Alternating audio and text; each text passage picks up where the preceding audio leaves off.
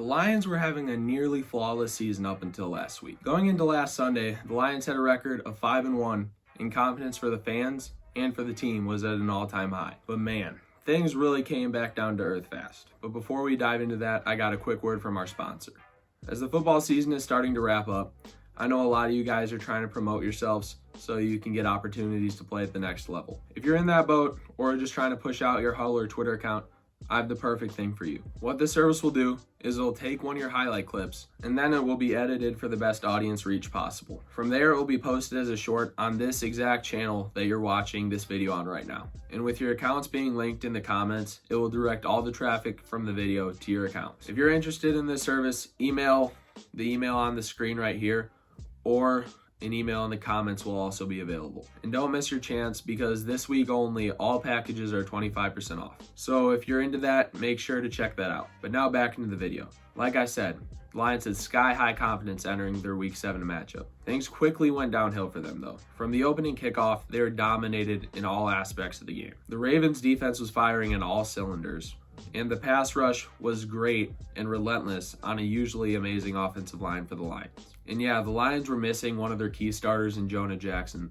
but even without him, they still have 3 Pro Bowl caliber players in their offensive line, and they need to perform better. Also, on offense, it felt like the play calling was very vanilla, and especially in a game like this, it felt like they needed to add some spice to the mix. For example, there were many times on 1st and 10 where they would just call a basic inside zone, and knowing they're going up against a great defense like the Ravens, their play calling on downs like that just have to be better. Because in doing that, it got us constantly into 3rd and long situations, and that is definitely not where you want to be against a ferocious defense like this. Though having Montgomery in those situations would have been huge, our offense just has to be better, and for a team as good as the Lions, they just have to perform better in those situations. But due to Montgomery's absence, we got to see a lot of Jahmyr Gibbs, and he was probably the best player from the offensive side of the game for the Lions, and he might be the one and only bright spot. Gibbs was expected to get a large workload on the ground with Montgomery out, but since we were trailing big from so early on, we kind of had to scrap the run game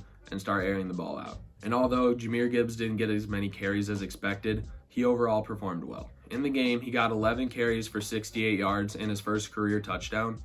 And then on the receiving side as well, he also performed well, hauling in 9 catches for 58 yards. On the defensive side of the ball, however, I'm not even sure there's one bright spot for this team. One important thing I should mention though is that a few hours before the game, Jerry Jacobs was ruled inactive, and that was big for the Lions as we had Brian Branch returning this week, and we thought we weren't going to have to play Will Harris against this defense, but with Jerry Jacobs out, we had to move Will Harris to the outside, and that's not where we want him.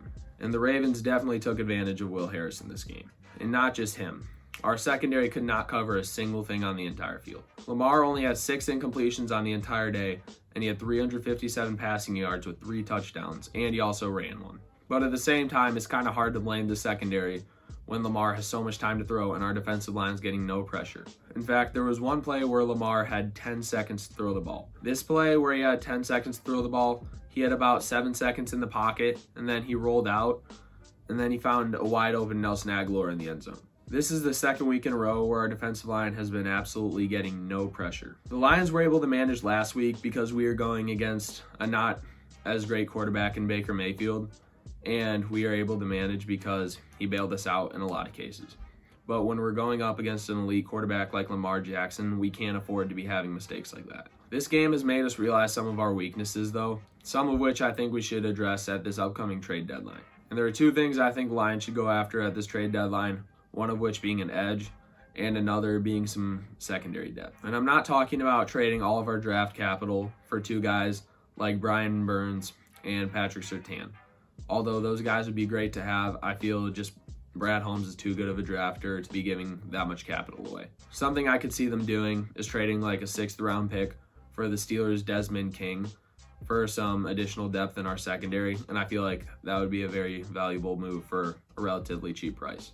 But let me know some guys that you think the Lions should go after in the comments. So overall, a pretty ugly loss for the Lions, and it really exposed a lot of our weaknesses. But overall, I think we should be fine. Next week, we have a pretty easy matchup against the Raiders, and after that, we have a bye week where some of our players that are currently injured will have some time to get back and get healthy and get on the field. So that's going to wrap up this video for now, guys.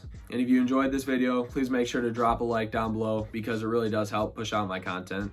And if you don't want to miss any future videos like this, make sure to subscribe and turn notifications on. So have a great day, and I'll see you next time.